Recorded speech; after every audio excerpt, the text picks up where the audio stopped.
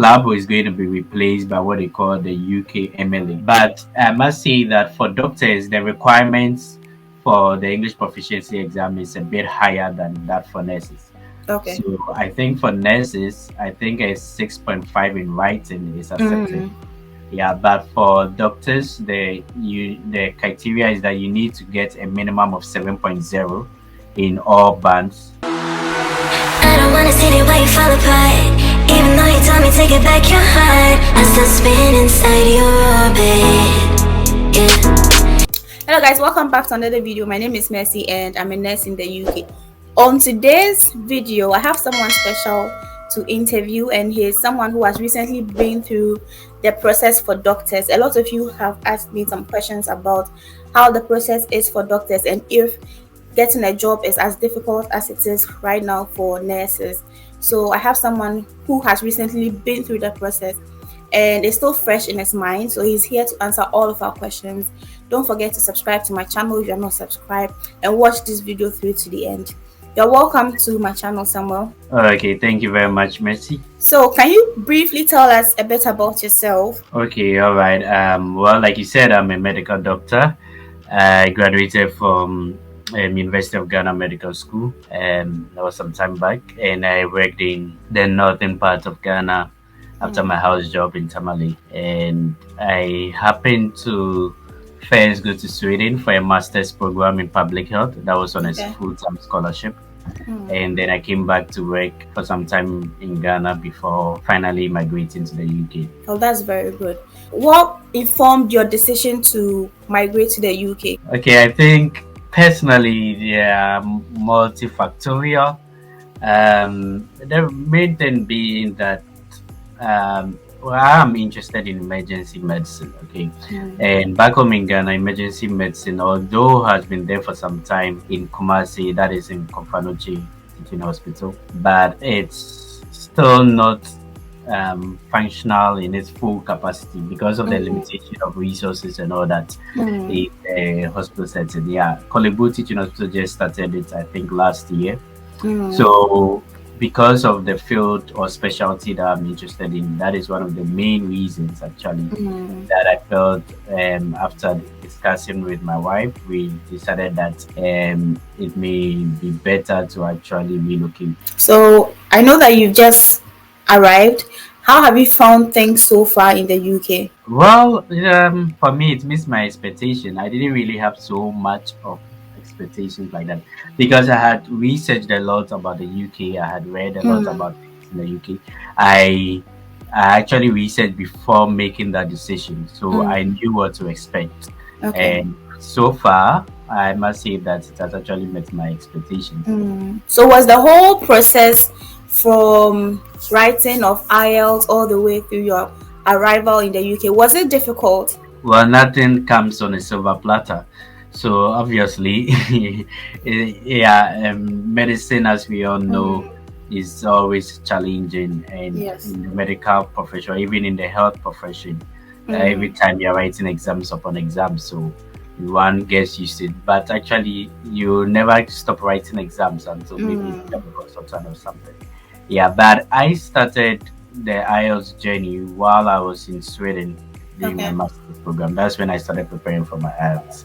So yes, it was a bit challenging, but once again, I think if you put in the much dedication and resources to it, you can actually sail through. Yeah, you just need to know what you need to study, to be determined, and then with that, with time, you will make it. Can you take us through the process? The only thing I know about the process is PLAB. Tell us maybe what requirements you need, how long it takes, you know, how much you spent, and how you finally got your job. Tell us your story. Okay, all right, thank you. Let's see. So first of all, anyone who wants to work in the UK needs to be registered with the medical council, which we call the General Medical Council. That's the GMC. Okay, in their country? No, in the UK. Referring in the to UK. Yeah, so in the UK, the medical profession is governed by a council called the General Medical Council, just like the way we have the NMC, I believe. Yeah. So for doctors, we have the GMC, and And so before you can practice medicine in the UK, you need to be registered with the General Medical Council. And the General Medical Council must give you a license to practice. So you must be registered and you must have a license. They are two different things. So it's one thing to be registered, and there's another thing to have a license to practice. Yeah, but mostly they go hand in hand. Okay. But there are different pathways of achieving that. Unlike back home in certain countries, mostly maybe there's only one pathway. For example, if we are to compare it a bit to the US, in the US, if you do not write the USMLE, there's no way you can practice medicine in the US like fully as a doctor. Although yes, you can do some fellowships, but I'm talking of being independent and not being restricted unless you write the USMLE. Yeah, but unlike that, when it comes to the UK, there are different pathways by which you can get your name registered on the GMP and then get your license. The most popular pathway that is used by international medical graduates, and by that we mean IMGs, is actually the PLAB route. So most people will tend to go through the PLAB. Now, so are there other ways apart from the PLAB? Yes, so there are other ways. So you can either go through. So there are basically like 3 ways. Oh, really? Okay. Yeah. So you can go through the PLAB route. You can also go through what we call a postgraduate exams. So by postgraduate exams, you write an exam that is recognized by the Royal College. That is the MRCP. That's for those interested in medicine related fields. And then MRCS for the surgical discipline. Some other disciplines are not really recognized. I think MRCGP is not really recognized, but I know the basic ones that are recognized are the MRCP and then the MRCS. Okay. I don't know for the MRC, for the psychiatry and for I'm not so sure about that. But some people have used this route to actually get registered and have their license. Then we also have the medical training initiative pathway, which is the third pathway.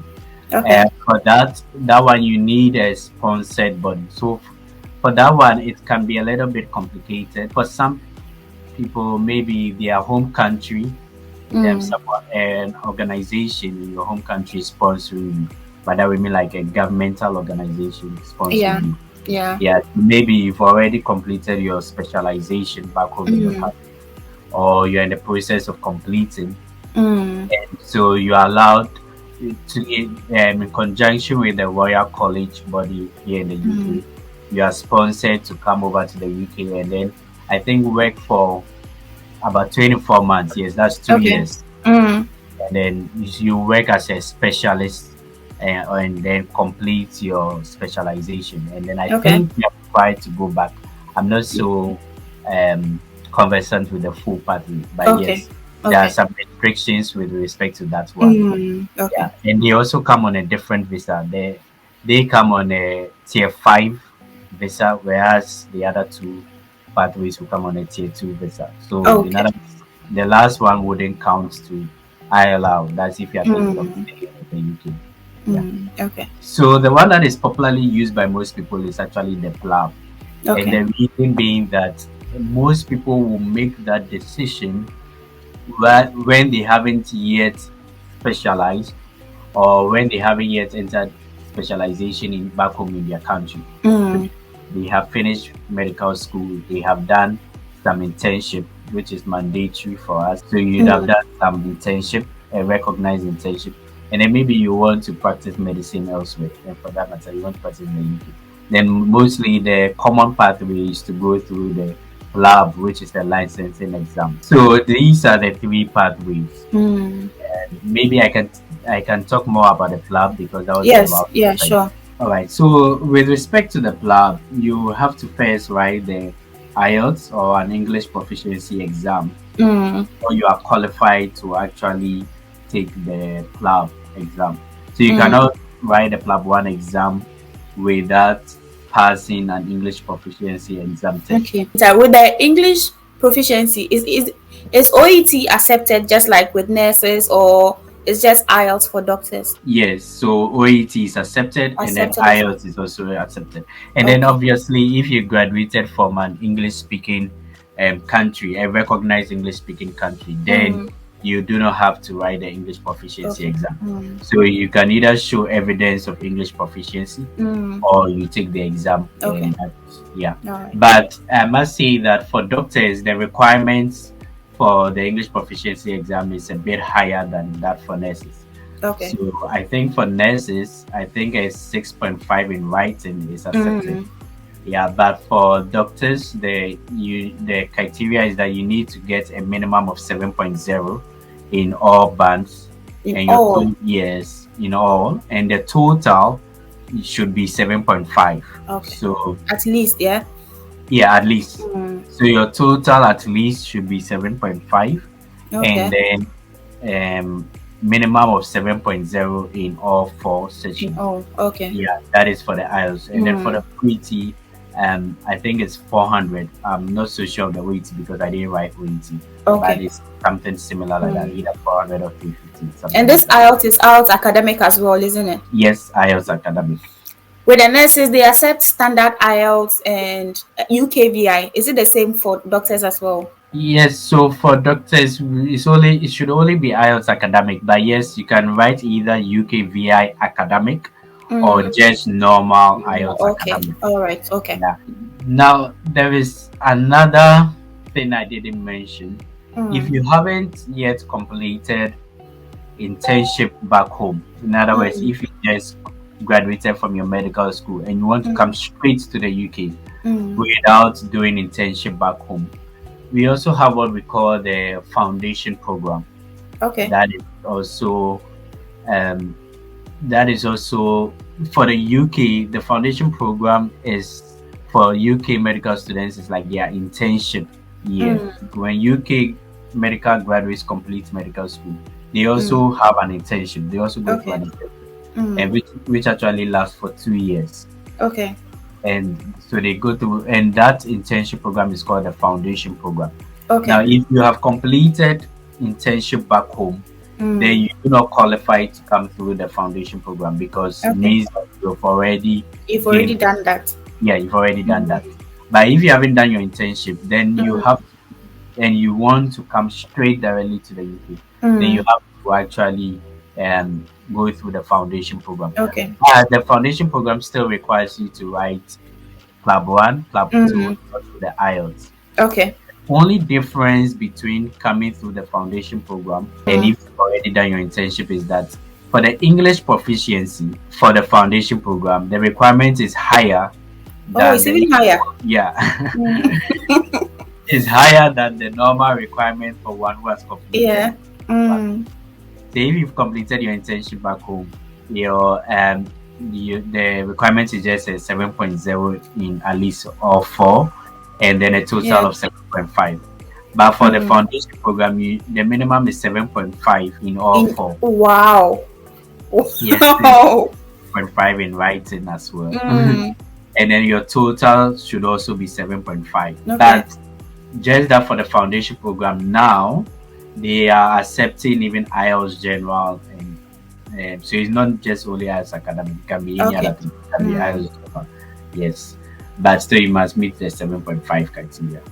Okay. What does PLAB stands for? I'm always curious about that. What does PLAB stand for? Do you remember? Yeah, I think it stands for Professional Linguistic Assessment Board or something like that. Oh, okay. Yeah. Okay. But the GMC is actually moving away from PLAB. So coming next year, at least according to the latest updates we have from their website, PLAB is going to be replaced by what they call the UK MLA. Okay. That is UK Medical License Assessment or something like that. Okay. The syllabus is going to be the same as the PLAB. Okay. It's just that the reason for the change is that now both UK medical graduates and international medical graduates will all be writing the same exam. So with the current rule in place, UK medical graduates do not write PLAB 1 and PLAB 2.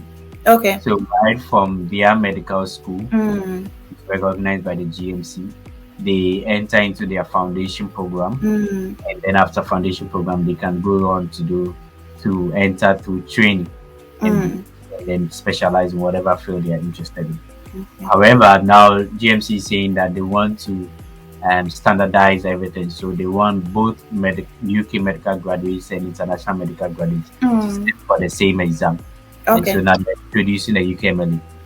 So gradually, it's like they are, I wouldn't say they are copying, but it's more or less like it is shifting towards the US style.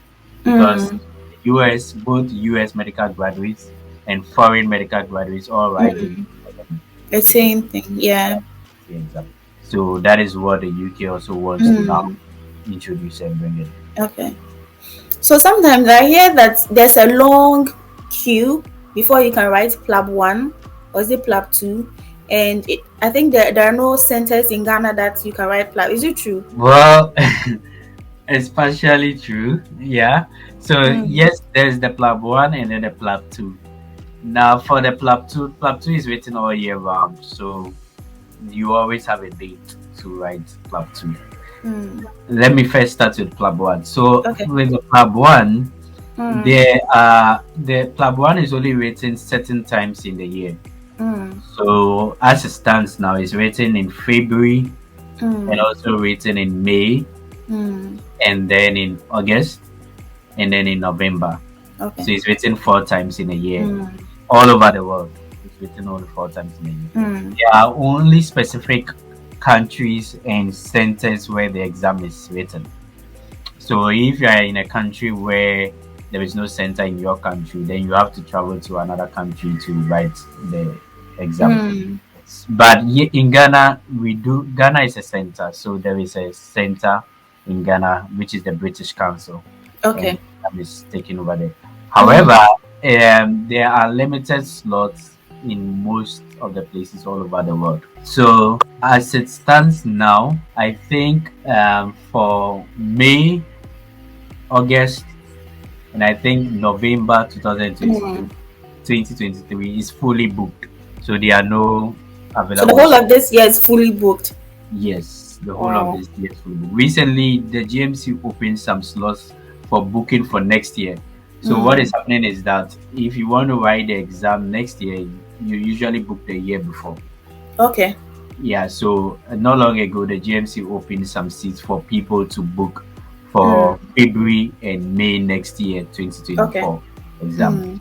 Yes, but although it's fully booked, as time goes on, that is, as we go through the year, what happens is that some people cancel their slots. Maybe something comes up, maybe somebody is sick, maybe some family issues or something. So the person realizes that you'll not be able to write the exam.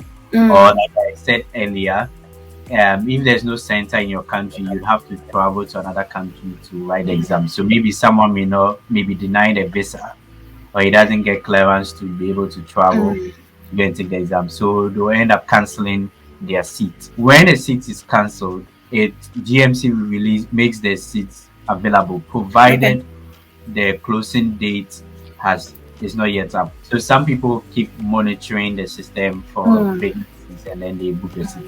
Majority of the seats are in the UK.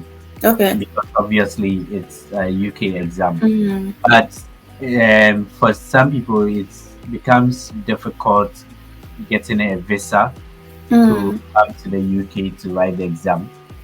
The reason being that the UK VI is sometimes not so generous on giving visas for PLAB 1 because they feel that the exam can be written in any other part in the world. So why go to the UK like that? So as compared to PLAB 2, PLAB 2 is only written in the UK. So no matter where you are in the world, you definitely need to come to the UK and take the exam.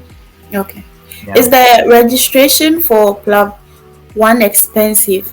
How much do you pay to register? I saw the last time I checked, I think it was almost £250. I don't know if it has been increased again. It's always increased at the beginning of a new tax year. So usually on the 1st of April of every year, they increase the fee. So I think the last time it was around £249. I don't know if it's now beyond that. First, you write your IELTS exam, and then after writing the IELTS exam, you create an account with GMC. That is not the GMC registration. That is just you creating an account to be able to input your results, your IELTS results, and if Okay. your IELTS results meet the criteria, you'll be given the go ahead to register for the PLAB 1. Okay. Obviously, they'll ask you there's certain other things you should fulfill. Like they'll ask you which medical school you graduated from. And that medical school should be in the list of the directory of medical schools. And if your medical school is on GMC's approved list of medical schools, you'll be given the go ahead. Some medical schools are not recognized by the GMC. Okay. And so for those medical schools, sometimes GMC will say you should submit evidence to show evidence of how your medical school education was taken and all that. They'll ask you for some documents you can submit. Okay. For some other medical schools, GMC totally do not accept students from that medical school. But most medical schools are accepted by the GMC. Okay. Yeah. And so if you go through the process, you are now qualified to register for PLAB 1. Okay. So you book a seat for the PLAB 1. However, if there are no seats available, then you just have to be looking out for GMC's updates. Because what happens is as the year goes on, GMC always updates when they release new seats or when they open up slots for the PLAB 1. Yeah. So when you hear that you are going to open a slot for PLAB 1, you just prepare for that. You should have your money ready in your account. You quickly book. Yes, because the slots get taken up in seconds. You be sitting on your computer when they open it, or you start booking. Yeah, and you can only pay by card, so you must make sure that your card is active. Your bank allows payment online, and then you open the limit on your card, because depending upon your bank, maybe the limits, there'll be some limitations on how much you can pay online. Yeah, so actually it's a contest. Like so many people all over the world will be on their PCs trying to get slots. Okay, that's good. So with the PLAB, how do you know you've passed or you failed? Is it like how they score IELTS, or it's just pass and fail? How do you know? And how long does it usually take to get your results? All right. So for the PLAB 1, the PLAB 1 is pass and fail. Yes, it's pass and fail. So every set of PLAB 1 exam, there is a pass mark. So the pass mark changes. It's not constant, and the pass mark is based on all those who wrote the PLAB exam for that particular month all over the world. They put in some calculations and then they come up with a pass mark. Yeah, they put in some algorithms and then they get a pass mark. So anyone who scores higher than that pass mark passes the exam. And then if you score below, you fail the exam. And it usually takes 6 weeks for the results to be released. So 6 weeks after you sit the exam, that's when your results come out. That's for the PLAB 1. Yeah, so there is you'll be given the date the results will be released. So on that date, everyone logs in to see whether or not they passed or failed. The reason why everyone logs in is because the moment you pass, you can book your PLAB 2 right away. Okay. So you don't need to wait. Some may choose to wait. What happens is there is also a mad rush for PLAB 2 seats. Although PLAB 2 seats are always available, but the date may not be as early as you want it. I think currently the PLAB 2 dates the earliest date is somewhere probably in September or October. Yeah. So there's also like a gap, a waiting period because of COVID, there has been a backlog and all that. So they are still trying to recover from the pandemic. Yeah. In terms of the backlog that was created of the pandemic. So like the PLAB 2 earliest dates are usually about 3 or 4 months away from the day you pass the exam. Okay. So let's say, for instance, you fail your PLAB 1.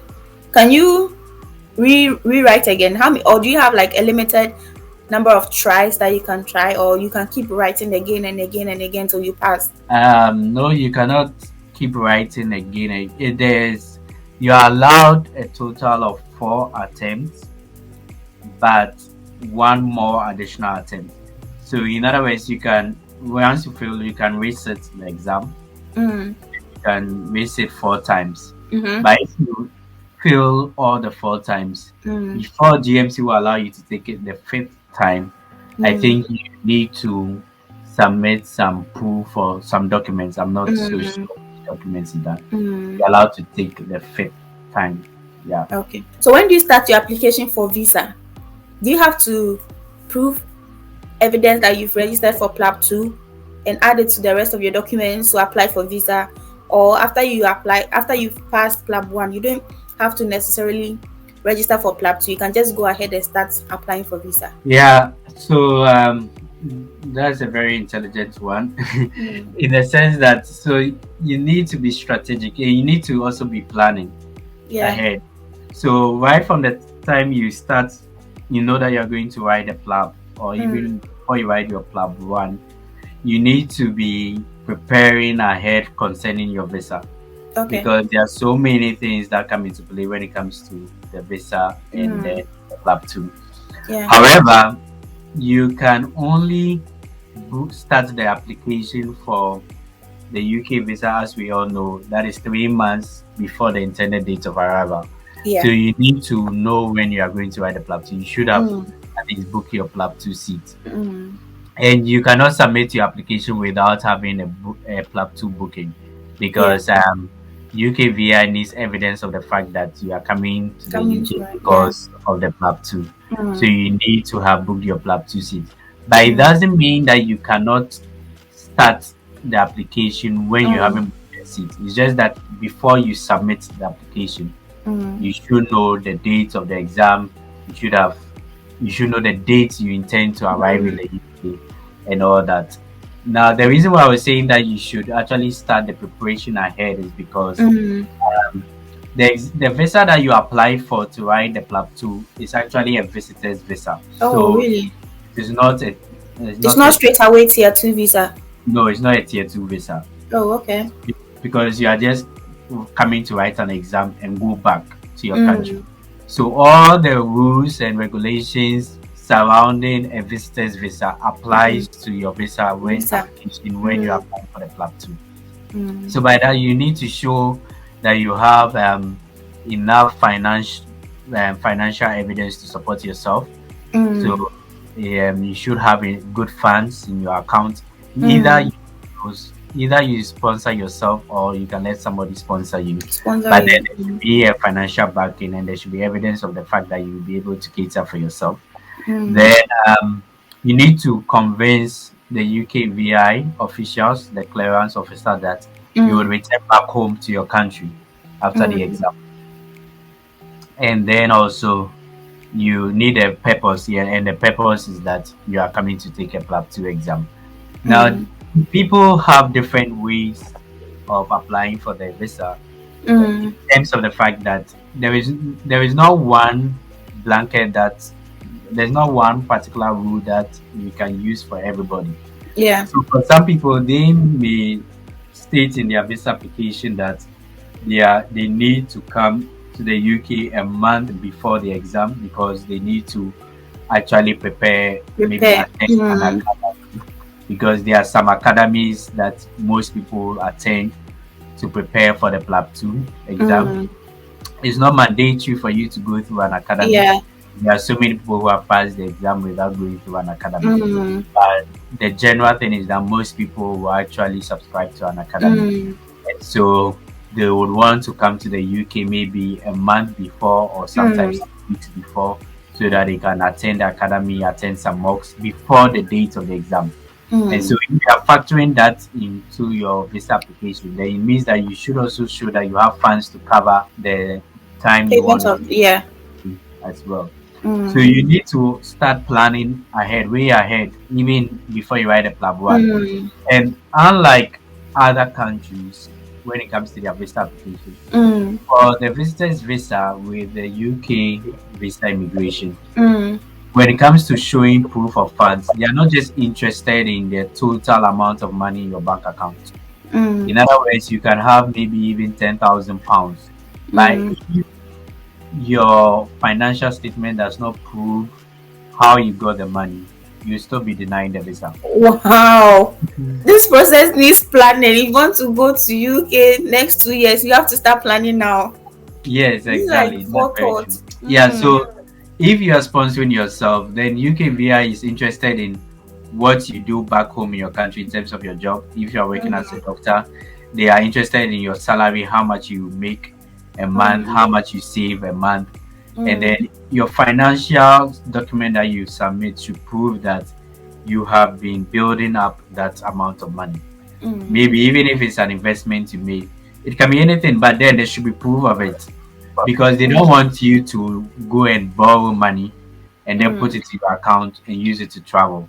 So they don't want you to travel on money that is not available to you. Yeah. Yeah, basically. And I think basically that's what applies to a visitor's visa.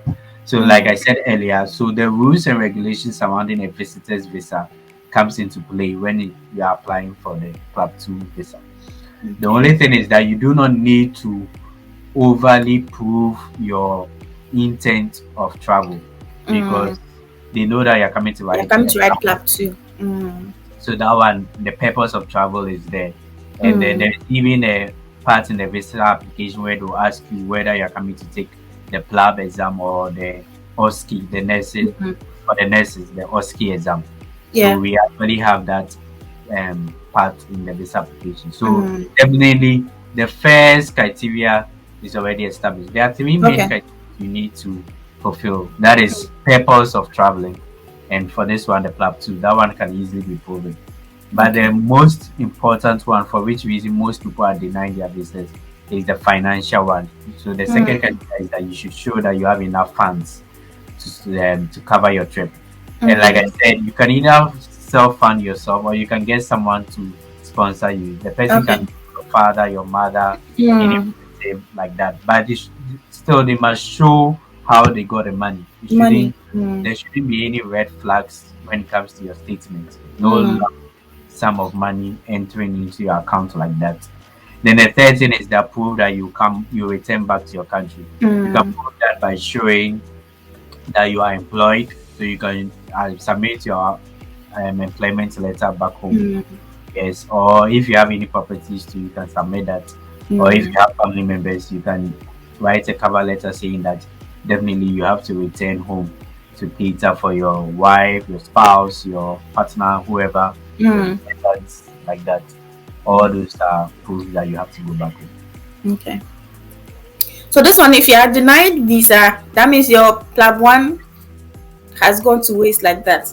Oh no, not at all. So the PLAB, once you pass the PLAB 1, if my memory serves me right, I would have to double check. But the PLAB 1 is valid for I think 2 or 3 years. Okay. Yeah. So you have some amount of time to take the PLAB after passing the PLAB 1. You don't need to take the PLAB 2 immediately. Some people even wait for a year before they take the PLAB 2 if you don't think you are ready to take the PLAB 2. Yeah. So you have some time. I think it may even go up to 4 years, but I need to double check the time. Yeah.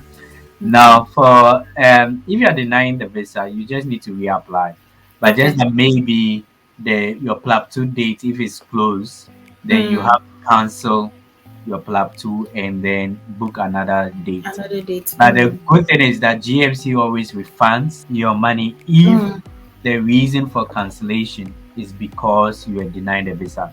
Your money will be refunded back to you. All right. So you come to UK, write your PLAB 2, go back to your country, and then you now start looking for a job while you are still in your country. Yeah, so basically that's what most people do. So because the visa you are given for the PLAB 2 is a visitor's visa. So you are obliged to return back to your country. But a few people do not do that. Or let me say, to every road there is a way out. Yeah, so a few people don't do that, but sometimes you can get into trouble like that.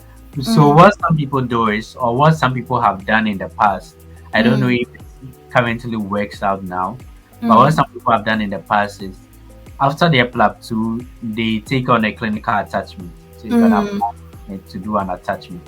And then for some people, whilst they are doing their attachment, maybe their PLAB 2 results come, It takes 4 weeks, maximum 4 weeks for your PLAB 2 results to come out. So when your PLAB 2 results come out, when you pass, you have to apply for GMC registration and license. There are certain things that are required for the registration, but I'll come to that briefly.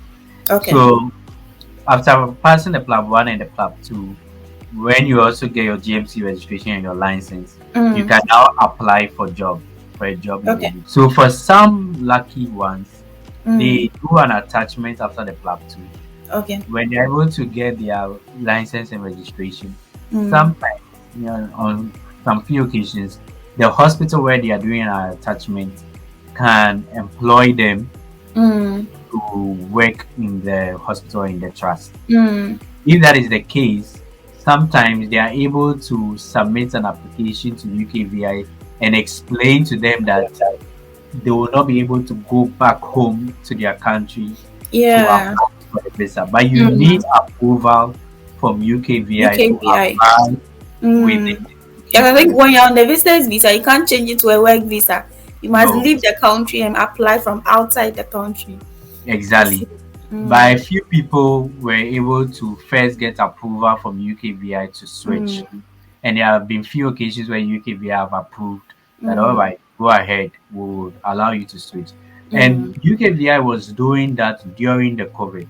Okay. So during the COVID, they were allowing that to happen. Like they were allowing people to switch from the visitor's visa to this. But I think now they are not really allowing that. They are not really encouraging that. So I think they've gone back to their old law. Yeah. Okay.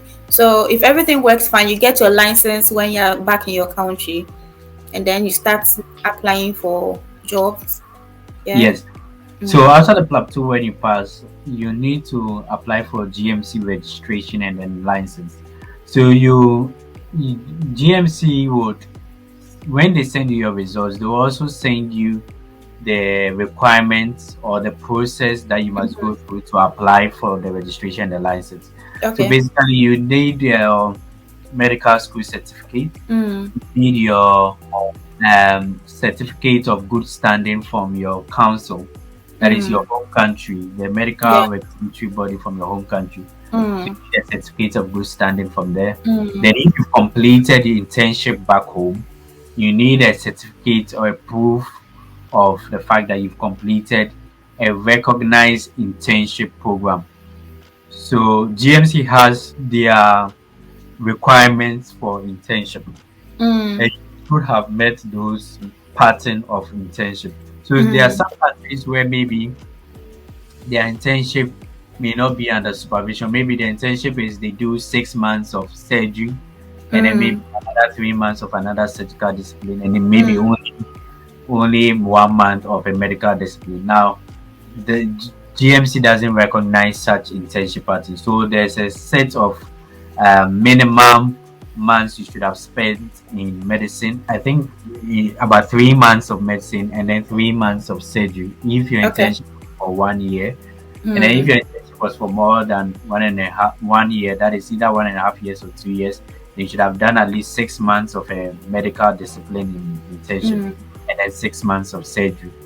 Okay. So if you submit all the documents that they send to you, you submit it to GMC. Within 5 working days, they'll get back to you. If they need more documents, they'll tell you what again you should submit. But if they are satisfied with the documents you submitted today, in 5 working days, you get your license and your registration. So once you get your license and registration, your name will now be in the GMC register. Yeah. So once your name is on the GMC register and you have your license, you can now apply for jobs. Now, some people can apply for jobs while waiting for the registration and the license. You can go ahead, but you cannot work without the license. So you can start applying for the jobs with the hope that by the time you get a job and you start working, your license and registration will be ready. But most jobs, hardly would any trust or any hospital give you an offer of employment when you don't yet have your have the license. For some people, obviously, if you are able to demonstrate that you will get a license, and then you're also someone that they really like, they really want, yes, they can actually offer you employment on condition that your license and your registration is there. But sometimes they wouldn't give you an interview if you don't have a license. Okay. So I'll say in a sense you apply for two kinds of visas. The first one is your visitor visa, and then the second one will be your tier 2 visa. Yeah. And you also have to get a sponsor, like a trust that can sponsor you to come into the country. Yeah, so once you get a job, the people who give you the job, that is, if it's an NHS will maybe sponsor you. The best job to get is actually a job in the NHS, especially for us as doctors. So if NHS is your sponsor, definitely the trust will issue the certificate of sponsorship for you. That isn't a problem at all. You definitely get the trust to sponsor you. So the tier 2 visa is usually straightforward. Yeah. The most important thing is actually getting the job. Once you get a job, you get a sponsorship. Okay. Getting jobs difficult. Are you also confronted with this red list thing where like they're not agreeing to now recruit from Ghana amongst other countries, or it's easier for you doctors? No, I think the red list applies to every profession. Yeah, it applies to every profession. But the red list basically has to do with active recruitment. So that is when an agency is actively recruiting from a red list country. Mostly, once you are the one applying for a job, the rule of the red list doesn't apply to you. Okay. However, it doesn't make it easier because these days there are so many doctors who have passed the PLAB 1, PLAB 2 and are applying for jobs. So we have so many people actually applying for jobs, and it has made it very, very competitive. And it also has to do with which job you are looking for. Mostly, it is ideal that you apply for a job in the NHS. And most people would want to actually start with a non-training job. So for us as doctors, when it comes to jobs, we have what we call a training job and a non-training job. Okay. A training job basically means that a job that leads to which eventually leads to receiving a CCT, that is a certificate of completion of training, to be called a consultant later. So it's like you are progressing in your career and becoming a consultant. Then we also have a non-training job. A non-training job basically means you are just working in that role, but you don't have any supervised structured learning that eventually leads to a recognition as a specialist. Now, most people would want to first come to the UK in a non-training job in order to get used to the system before they later apply for training. Because the healthcare system in the UK is completely different from the healthcare system. It is, yeah. And mostly when you are in a training role, mostly there are certain expectations that are demanded from you, and you actually work more in a supervised role. So because of those expectations, and then you have to meet certain requirements in terms of your training supervisor and all that. So it can be very demanding for most foreign medical graduates, especially being new to the system. So you first want to apply for a non-training job. It doesn't mean that people haven't applied straight to a training job. I mean, if you have a lot of experience back home and you are also confident in yourself, you think and believe that you can easily adjust, you can actually apply straight for training. Some people have done that. I've done that. Quite a number of people have also done that. And then you can get into a training job directly from when coming from outside. Now, both training and non-training jobs both are competitive, but non-training jobs tend to be a bit, I would say it tends to be a little bit less competitive. However, because there's so many people applying for jobs, there are also so many vacancies that most of the NHS trusts are reluctant to give jobs to people who do not have any prior NHS experience. Okay. So because of that, it becomes quite difficult these days to land a job when you do not have a previous NHS experience. So one of the things that you need to do whilst writing the PLAB 1 and PLAB 2 is actually to work on your portfolio Okay. and build a CV. Because Mm. when it comes to applying for jobs, most of the trusts are also looking out for people with a good portfolio. Yeah. Usually somebody who has conducted an audit will be more preferred in terms of these are like some desirable criteria. So there for every job application there is a job description, and a job description they spell out the person's specifications, what they are Mm. looking out for, who they are Yeah. looking out for. So usually when you go through most of the job description, you realize that it's under the desirable, not necessarily the essential criteria, but under the Mm. desirable criteria, they will be looking out for somebody who has an understanding in audits, having done Mm. an audit before, having done some teaching before, how you should have some leadership and management experience and all that. Mm. So they are not just interested in the fact that you're a doctor or the fact that you've been working for some time. Mm. Obviously, having experience back home also counts, but they are looking at your CV as a whole. And Yeah. sometimes people even have very good CVs, but still they are rejected and they are not called up for interviews. So Okay. it becomes a bit difficult. And recently, it's been very difficult. There are some people who have been applying for months. Some people have been waiting even 6 months. There are some people who have gone as long as even 1 year Oh, waiting to get wow. a job, and they are still not able to secure a job. But eventually, you would actually land a job. You just need to be persistent, and you need to keep improving upon your portfolio as you are waiting as well, and then eventually you will land one. After a year of being registered with a GMC, that means after 1 year of receiving your license and registration, there is something Yeah. they call you need to have an annual appraisal. Now, Okay. if after a year you've not been able to land a job in the UK, Mm. then GMC would actually tell you that you need to give up your license. Oh. So, giving up your license does not mean that everything has gone down the drain in terms Mm. of stuff. No, not at all. So your name, you can choose to keep your name still in the register, but Okay. you only give up your license. So that's why in the beginning I said that there's a difference between your registration and then the license. So License. you Yeah. can keep your name in the register. So you still be registered with a GMC. You can still Mm. apply for jobs. You can still land a job. But just that you'd have to give up your license because according to GMC rules, your license must be renewed every year. Okay. And if you are not working in the UK, you do not have an appraiser, your license cannot be renewed. But you can pay to keep your name in the register. So Okay. you have to give up your license. When you do land a job, you just restore your license. The process of restoring your license is not really so difficult. You don't Okay. need to write any exam. You just need to Mm. prove that you have still been actively working back home. Yeah. Okay. You are still in the clinical profession, Mm. and then submit some documents, and then you can get your license restored.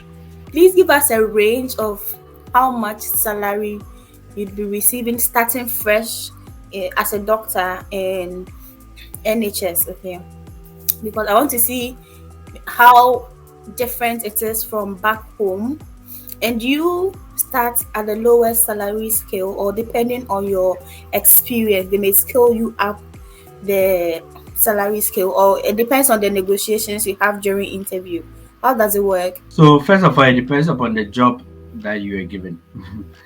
So, like I said, there are different jobs. Mm, Now, if it's a non-training job within the NHS, the NHS mm, has a fixed salary level, mm, salary scale. Sorry. mm, So we have a salary scale from foundation year one, foundation year two, mm, and then what we call CT1 or ST1.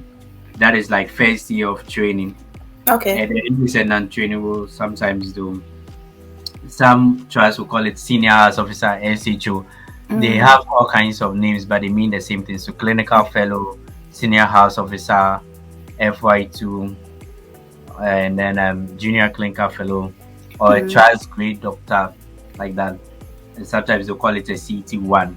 So it depends upon the level at which you were employed.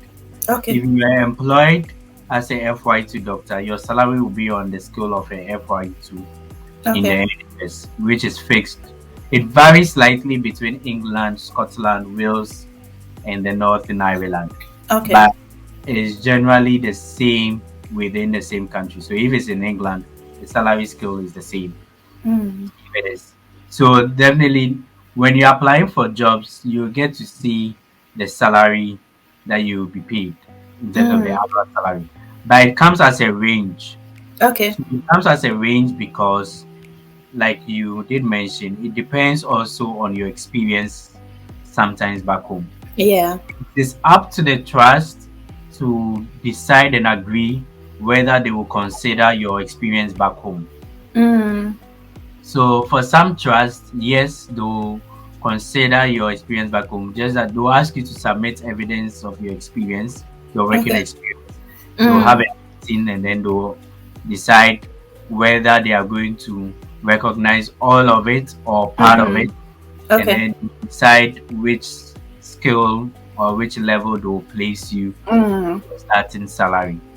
And then if you are so basically that's how it works. Like, so it's based on the level that you are placed on salary scale, and that's what determines your salary. Now,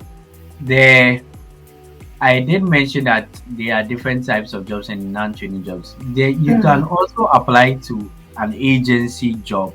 For example, we have agencies like NES and then RMO and some other agencies like that. They are not in the NHS, so they operate differently and they may have their own salary scale or something like that. But usually it's similar. But for now, we are talking about the NHS. Yeah. So what's the range? Though you don't have to mention the exact amount, just a range. Okay, yeah. So basically, if you're looking at a CT1 level, I think in England, usually for a CT1 level is around 40,200. Okay, yeah. I think I saw that somewhere. Yeah, and then and it varies. In Wales, I think it's somewhere around 37 or 37,000 or somewhere like that. But so it ranges between, I would say, from somewhere like 35,000 to 40,000 thereabouts for a CT1 level. For a FY2, it can be a bit lower than that, sometimes 34,000. FY1 definitely will be much lower. If it's at the level of a registrar, then obviously to be higher, it can go as high as 50,000 for your basic pay. Yeah. Okay. All right, that has been very helpful. So how are you finding the weather, by the way? Well, I'm in Wales. The weather in Wales can be very horrendous. I would say. Does it rain? Well, it's not proper rain. Does it drizzle? Yeah, there's a lot of rain in Wales. A lot of rain. Plus, it's rain and then sunshine and rain and cold. Yeah. Okay. Any last words or advice to anyone watching us right now, also interested to come and practice medicine in UK? Well, my advice would be, first of all, do your research. Be convinced that it's the UK you want to come to. Because most people will just want to, most people will just hear that, oh, doctors are moving to the UK, or I want to leave the country, so I want to go to US, or I want to go to UK, I want to go to Canada, I want to go to Australia. I mean, all these countries have their pros and their cons. So you have to do your research. You have to know what you are about. And if the reason for coming to the UK is because of money, for now, as you all know, junior doctors are on strike. Or those striking. So the UK doesn't really offer a lot of financial rewards because the salary is not like as compared to the US, which pays much higher. So other places like Australia. However, the UK also has its own advantages in terms of the social system and all that. So you have to do your research. You have to decide, make that decision. If you, after your research, you still want to come to the UK, then you need to be ready for the hurdles and the challenges. because there are so many hurdles along the way.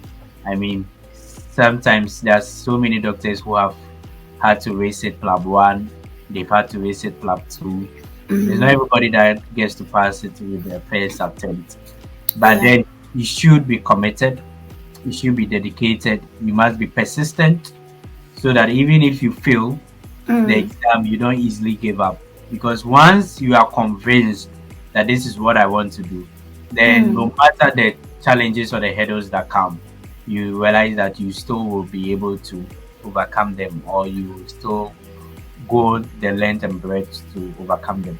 Yeah. But yeah, basically that's one of the advice I'll say. And then the other thing is that, I mean, you should pray. Yeah, it's not everybody that gets to have things smooth. Some people start and then they have to stop along the line. Be it financial reasons, be it family reasons. I mean, things happen. And so you should be prayerful as well. You shouldn't forget God in the picture. And then hopefully you will get there. Okay. Thank you so very much, Dr. Samuel. I think this brings us to the end of our interview. Thank you very much for coming to share your knowledge with us. I've learned so much from what I knew before till now. I only knew about PLAB 1, PLAB 2, but I didn't know all of these processes were involved. So thank you very much for coming and for sharing your knowledge with us. Are you on social media? By social media, what do you mean? Are you, I don't know, maybe Instagram or Facebook or any of those? Okay. Yeah, for Facebook, I'm on Facebook. And I'm also on LinkedIn. Okay. So I'll take your LinkedIn name, and if anyone has a question, they'll get in touch. Maybe there was a question I didn't ask, or they can comment below in the comment section, and maybe you can reply from there too as well. Thank you so very much for coming, and I really appreciate you coming. Yeah, thank you too. Okay.